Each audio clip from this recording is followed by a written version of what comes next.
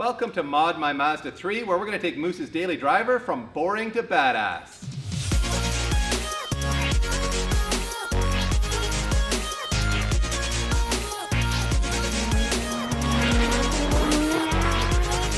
So our buddy Moose, who you should probably know by now on our channel, he has an E36 M3 that we featured a bunch, and he of course helped me build my Celica during season 1 of that build. He was really the main guy on that thing. So if you don't know who he is, we apologize. You'll find out at the end of this episode, but this is his daily driver. It's a 2016 Mazda 3, and it's a really nice car, actually. Moose had to borrow my Tundra. He's pulling the deck out of his backyard, so this seemed like the perfect opportunity while we have his car for a few days to give it a bit of a tune-up and a bit of a clean-up too, because as good as Moose is with tools, he's really not a fan of like washing his car or cleaning his car, so we'll do a little bit of that too. But we also know that he doesn't like chrome. He's already deleted the chrome on the sides here.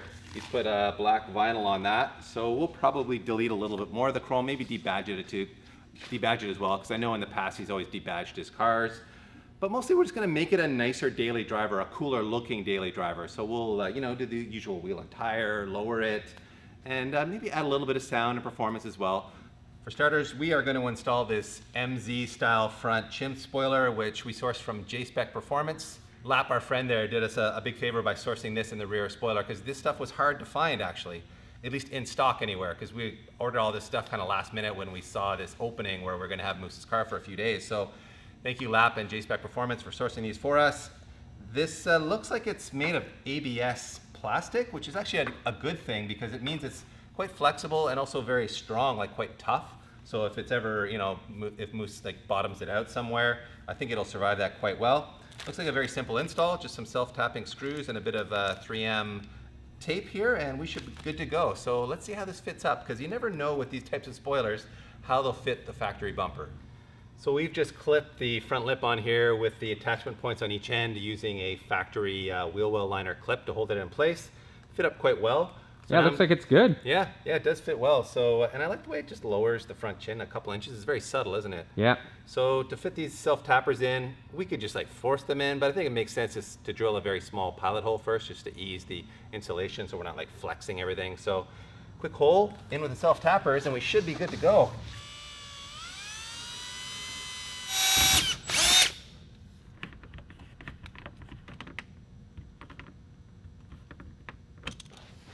Well, that fit up super easy and actually fits remarkably well. We didn't have to do any kind of fussing with it, just drill the holes and self-tappers in there, and it fits up nicely. So let's throw the front wheels back on, put this thing back on the ground, and see how it looks. Actually, before we put the front wheels back on and lower the car, I realized I did order some low beams off of Amazon, just from a generic LED company called Sealight. It's for like 50 bucks, and I did it because Moose was complaining to me how yellow these lights were, so I figured a bright white LED bulb that is plug and play, or at least I hope is plug and play, should do the job. So we're going to go in through the wheel wells to get at them. You can't get at them through the engine bay side, so just pop this loose and let's pray that these really are plug and play. Well, it really was plug and play. Just dropped it in there, and wow, it is a lot whiter and quite a bit brighter. It's got a good cut line too, so I don't think it's going to be blinding anybody other than with sheer brightness. But wow, yeah, look at the difference between the yellow and the white. That is dramatic. So I think that's a win for 50 bucks off Amazon, everyone. By the way, Moose, we should mention that your carefully selected, dealer-approved, pre-owned Mazda 3 here, with no accidents in its history, has taken a bit of a whack here. The front bumper is all scuffed up, and it damaged the under tray, and there's a bunch of fasteners that were missing from your front wheel well liner, and that meant going into Pete's hoard here, this Amazon purchased kit of every clip type you can imagine, and it just so happens this B19 clip here is a perfect match for the Mazda clip. So clipping you up here, Moose, you owe Pete 2 cents per unit here. There you have it, headlights on, and the front lip is looking good on the ground. I think it's a really good choice on a street car because it doesn't lower ground clearance dramatically. It only lowers it maybe 2 inches at the most. So I don't think he's going to have any issues even when we lower this car, and yes, we are going to lower this car. So I think as a street lip, to give it a bit more aggression, a bit more of a stronger chin, this is a great way to go. I like the headlights. I think it's a good look. And while we're up front here, I'm also thinking about this chrome mustache, if you want to call it that. I know Moose hates chrome, so before moving out back, maybe we should delete this, or I should say black it out. So let's jump into Pete's stash here and see if he's got any like matte black vinyl kicking around. The stash indeed has come through. Found some black vinyl. And what I've done is now cut it down to size here. Let me caution you, I am not an expert. I have not done a lot of vinyl wrap at all. So we're gonna see how this turns out. We don't have a ton, so I think I can make one mistake or two and we're gonna be stuck. As you can see, I did choose to run it up to here so we don't have like one really long piece to try to make this work. I figured I've got a better shot of getting it to go on in two pieces. So without further ado, let's make this happen. And there we have my amateur, very amateur vinyl wrap job. 8 out of 10. I struggled very much. I think this is one of those things that you leave for the professionals, or you're gonna have to do 2, 3, 4, 5 times to get right. It is wrapped everywhere. There's a couple of spots that have like these small little almost bubbles or very small like creases. I think with the sun they may kind of flatten out, who knows, but from about right here it looks perfect. If you get up close you can see a couple of very small spots. So nevertheless, I do think this has improved the look tremendously in the sense that now this matches with the lip and it's gotten rid of that chrome. And the Mazda is really, or the logo right here is kind of the last thing that we thought about blacking out, but I think it actually looks good. It's a good centerpiece to have. So I think we are officially done up front. Look back, it looks like Moose really wanted some carbon fiber back here. He put this little triangular garnish on here, but he left the stock spoiler, if you can even call it that. It's got a very sad sloping, non-aggressive rear end here, and we thought, you know what, let's give him carbon and some proper aggression, turn this thing into a hot hatch, or at least one that looks like a hot hatch, with this Z or Z style spoiler, again from our friends at J-Spec Performance out in the Markham, Scarborough area of Toronto. And man, that thing is gonna look so good. It just gives it the aggression the rear end needs, don't you think, Pete?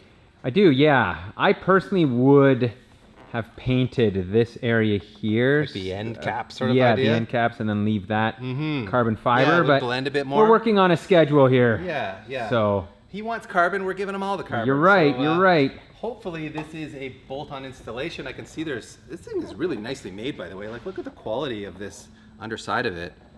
It looks like it's, you know, came out of a really nice quality mold. And you can see there's threaded locations everywhere. So I think this is going to be a bolt-on. Let's find out. As you can see, we've removed the trim on the inside of the lift gate here, and now there's just 4 fasteners in here that I need to remove. And I think the spoiler will come off at that point. We've disconnected the high brake light here. Well, this seems to just be a muscle it off kind of scenario. You can see I got this end up. Just don't want to break this, but there it goes. Just pulling this wiring through here. And we're good to go. Look at this flaccid little wing, everyone. That's pathetic. Let's put a man's wing on this car. We just swapped the third brake light over. Pretty easy. We had to just drill a little hole and put a screw in there, and now it's time to bolt this sucker on here. So let's get to it. Just carefully tightening these down. They did come with these 10 mil bolts and washers, and it's worth noting here that you want to be very careful how you tighten these down. You don't want to crank them down because you can start to crack the carbon, or it's probably FRP underneath the carbon. So it's very easy to like over tighten it, squish it, crack it, and then you're in big trouble. It'll never fit quite right. So just be careful with this.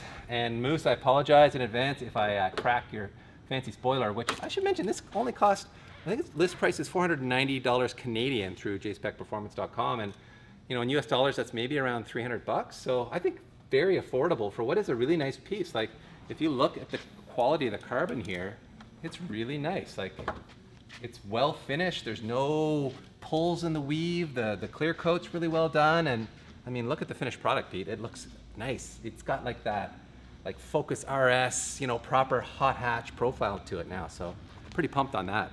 Before we wrap up the back end here, I wanted to point out to everyone what a savage my friend Moose is, because look at this area on the top of the rear bumper. It has huge gouges in it, and I guarantee you these were not here before he bought this car. And it's because I've loaded things in the back of his cars before. His Kia Soul, for example, we loaded a like 1,000 pound sheet metal brake into, and we basically just dragged it in there across this area. So this is Moose landscaping right here. So to fix that problem, I've actually gone to the Mazda official accessories catalog and got him this very nice trim piece, which is actually shiny. So we may have to do something about that. But as you can see, this is a stainless trim piece that will just 3N adhesive down in this area. But since we're blacking out all the chrome, I think we should probably black out the stainless too. So quick bit of vinyl wrap on here. Pete, what do you say? Yeah, this one should be easier to do than the front. Yep. Here we have it. It is vinyl wrapped, and it is good from far, but far from good. It's good enough for the internet, everybody. I'm telling you, it's a tough thing. There's a couple small little like air pockets. Little Everything laid flat, but there's air pockets, so I think they'll go away. Luckily, with the sun. Moose is as nearsighted as a mole, so he'll think it looks mint. So that's all that really matters. So they give you this little cardboard template with a center line on it, which will line up with the latch here. It just gives you the right spacing for this thing. And there used to be a sticker on here that you would line up, which we took off to vinyl wrap. So kind of like the vinyl wrapping. We're gonna go with good enough for the internet on this. Jumping inside the Mazda 3 here, it's surprisingly clean for Moose's car. His Kia was covered in chocolate stains and Doritos on the carpet, but it's still pretty nice in here. However, having driven the car yesterday, I felt like the shifter was kind of low and the shift knob just kind of bulky. And I know Moose was talking about maybe putting a taller shift knob, you know, get it up in a racier position. So sourced this carbon fiber and aluminum shift knob, which actually has some weight to it, and that is real carbon fiber, off of Amazon for a whopping $37. So don't say I've never spent any money on you, Moose. And I think it's a simple case of using the right size adapter. It comes with 3 of these different size adapters for our shift lever here, and we should be able to swap it on just like that. So this will be one of the quickest and easiest installs of all time. Well, there you have it. Moose's new carbon fiber shift knob is in its place, and I don't know if I'm sold on it, to be honest. It's at a nice height, but it is kind of skinny and long, and I don't know if that's Moose's preferences in knob shape. So I'll let you guys comment below what you think Moose's preferences in knob shape. But it does also lengthen the throw a bit, right? Because my hand is up higher, so it's having to travel farther for it to get into gear.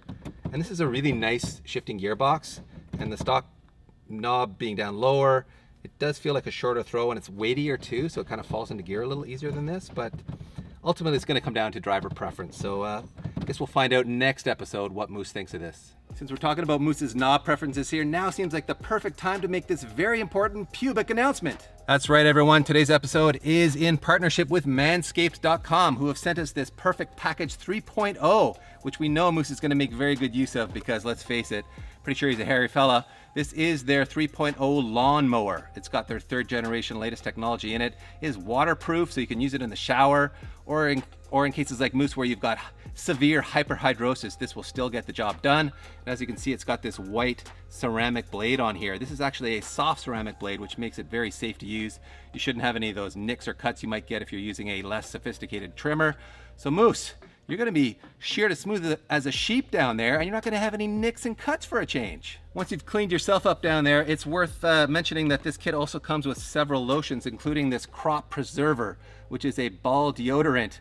And I'm pretty sure Moose is gonna benefit from this because, let's face it, we all wear deodorant under our armpits, but why not in the stinkier regions that we have? So this will take good care of you down there too, Moose.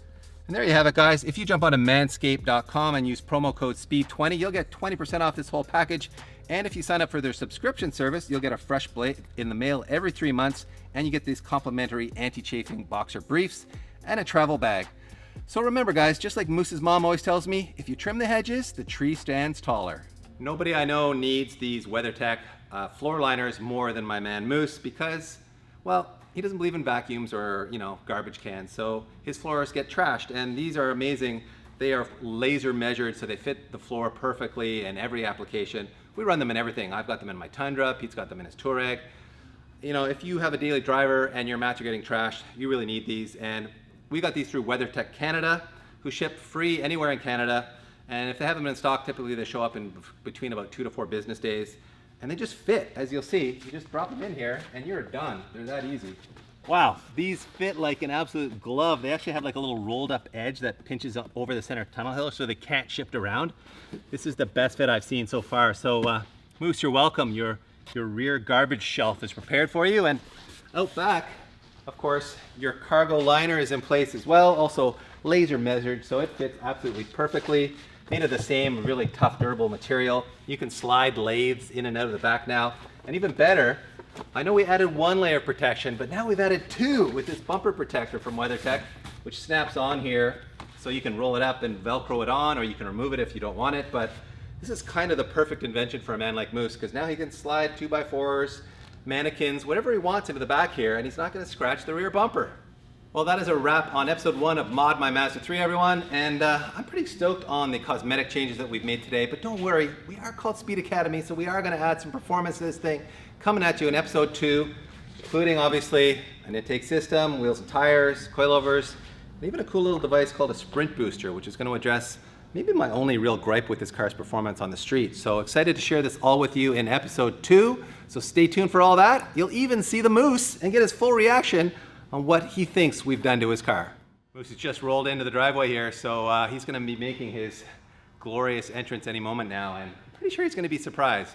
At least he will be surprised to see his car is kind of semi-hidden, as you'll understand momentarily here. So, aha, the door is open. Here comes our large, sweaty friend. What